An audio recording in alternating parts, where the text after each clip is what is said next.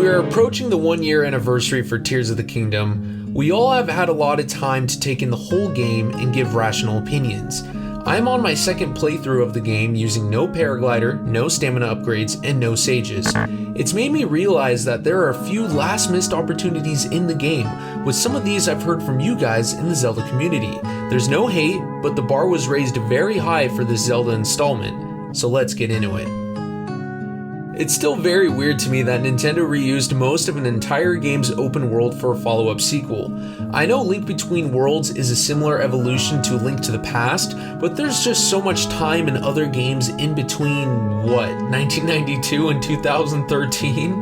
And the games are very different. But I think a neat opportunity exists with a sequel that's a lot closer to its predecessor, especially since they're only 6 years apart and we're on the same console, sharing the overall exact same open world. This opportunity missed is that of solving a puzzle across both games. This is a puzzle or event in the recent game that can be solved or activated through knowledge of the former game. I know Breath of the Wild carries over horse data into Tears of the Kingdom, but come on. With fast travel and flying machines, horses are forgotten. I guess a greater use for horses is a missed opportunity in of itself. Wow. Anyway, back to a puzzle across games. Let me give you an example of how cool this could have been. Imagine if the player read a sign that said something like, 6 years ago, there were rocks on this slope. Each rock represents a wise member of the royal family. Now that amount has been lost.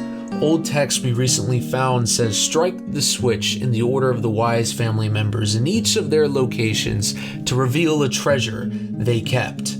Only in Breath of the Wild, or looking it up on YouTube, could this answer be found, though it shouldn't be too cryptic to guess it randomly, preventing the puzzle from not being able to be solved without Breath of the Wild or internet. This would have been so cool and give a reason actually for us to boot up Breath of the Wild to find this answer.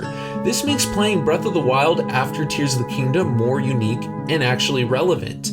I'm kind of surprised this didn't happen, to be honest. It actually wouldn't have been that hard to implement something like this. You could even imagine, imagine an NPC saying something like, darn it Link, I forgot where this statue was placed after the Great Calamity. I wish I could just peek back in time and look at the exact coordinates of its placement. If you could somehow figure that out, please place the statue back in its original place, and if it jogs my memory, I'll let you know if it's correct. You see guys, come on.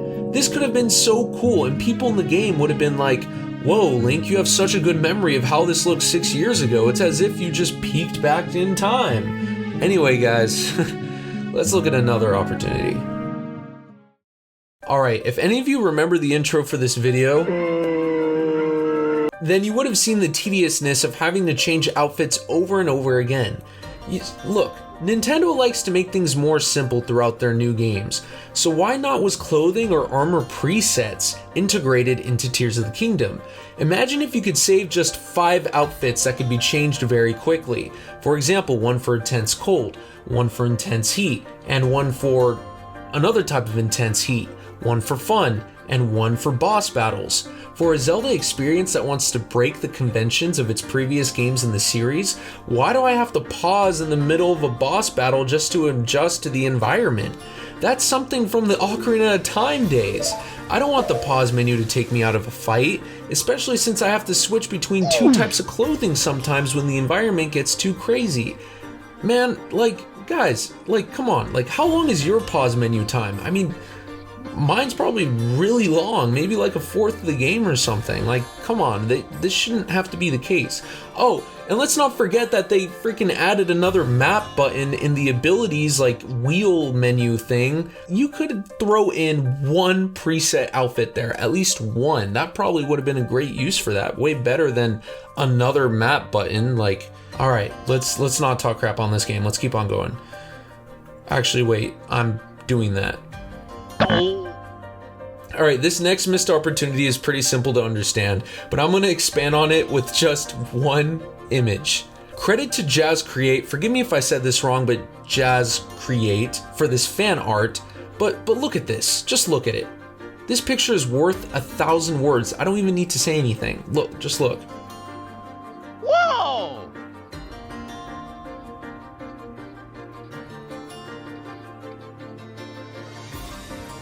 but I'm gonna say 3 words anyway. More Sky Islands.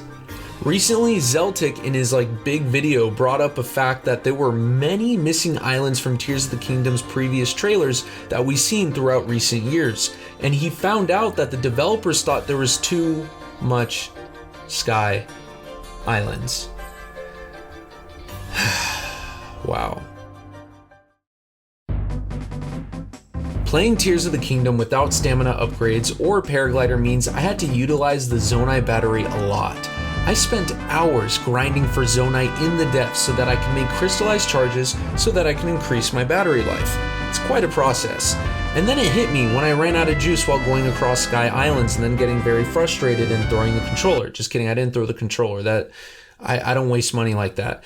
Anyway, I wish that I could have taken another risk while flying across Sky Islands without, once again, opening up the pause menu for freaking Zonai charges. I then remembered the old Breath of the Wild concept art of Link's arm abilities and that it was able to transform. I then remembered the E3 2019 trailer and how Link was originally going to feel the pain of his arm transforming. I then also remembered how Nintendo Black Crisis came up for a theory before the game came out that Link would actually utilize a Zonai sleeve for weapons and controlling vehicles. So I combined this all together. What if Link was able to jam his arm into a Zonai sleeve in the machine that he's using and convert his stamina or health into energy? This would add a whole layer of weapon, vehicle, or puzzle solving creation to the game, enhancing the game's replay value tremendously, especially for speedrunners and people who want to play the game again.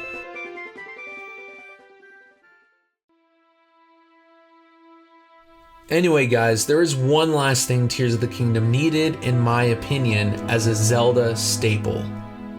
Master or Hero Mode.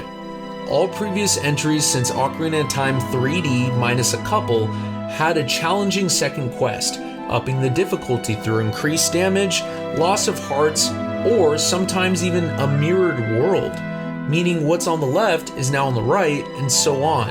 Imagine if Breath of the Wild or Tears of the Kingdom, okay, not Breath of the Wild, but imagine if Tears of the Kingdom had that, right? Come on. Even though Breath of the Wild had to make us pay more money for it, at least Breath of the Wild had a master mode. After a quick dive into 5 last missed opportunities, I really want to say that Tears of the Kingdom still stands out as a unique Zelda experience. I still see many theory possibilities, even though some people think this game's story really lacked in a lot of ways. And to be honest, I had good moments with this game. I enjoy playing it. I'm making this video because I'm a fan that just wanted more. But really, there's a lot to be grateful for. Just maybe have fair pricing next time.